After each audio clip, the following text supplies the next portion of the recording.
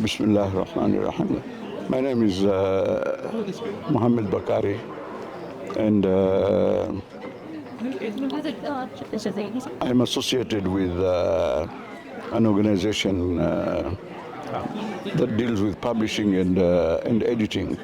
It's called Wasomi. And we have established Wasomi Foundation to look at intellectual aspects of society. The purpose is to have a rational approach to issues. Right now we are concentrating on translation of the Quran into local languages. Like so far we have just finished Kigiriama, and we're working on Maasai translation of the Quran. And these have been done by Giriama intellectuals and also Maasai intellectuals, those who studied in Medina and Azhar.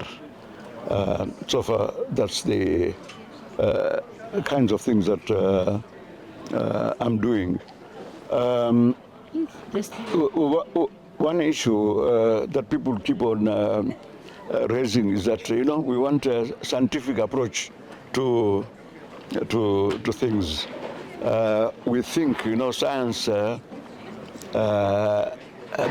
will provide answers to all questions. There are certain things that science cannot answer. Some of these, for example, are spiritual issues that are really beyond science. And science, is ad hoc. It is not something that is permanent. It is just a method. It's just a methodology. It's not something that is, there permanent. So people misinterpret, what science is all about. So people keep on saying, we want a scientific explanation for this, as if once science says provides a particular answer, then this is eternal. But that is actually not the case.